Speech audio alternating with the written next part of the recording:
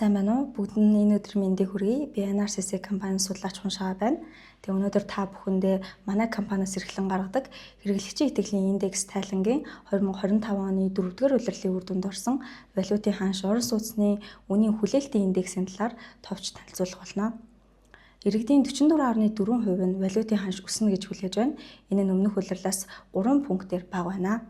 Ирэх 6 сард хүлээгдэж буй ам долларын ханш 3696 төгрөг. Энэ нь одоо байгаа зах зээлийн ханш болох 3564 төгрөгөөс 132 төгрөгөөр өснө гэсэн хүлээлт байгааг харуулж байна.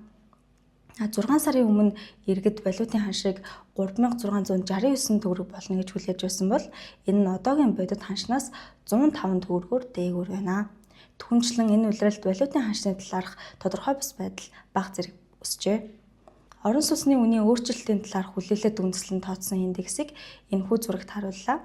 Орон сууцны үнийн хүлээлтийн индекс 100-аас өндөр бол үн өснө гэсэн хүлээлттэй хамгаалж байгааг, 100-аас бага бол үн буурна гэсэн хүлээлттэй хамгаалж байгааг харуулна.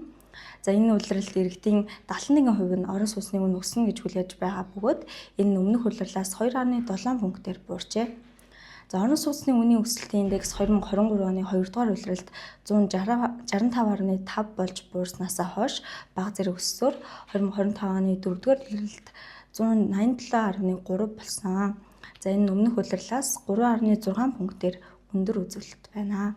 Анхаарал хандуулсанд баярлалаа.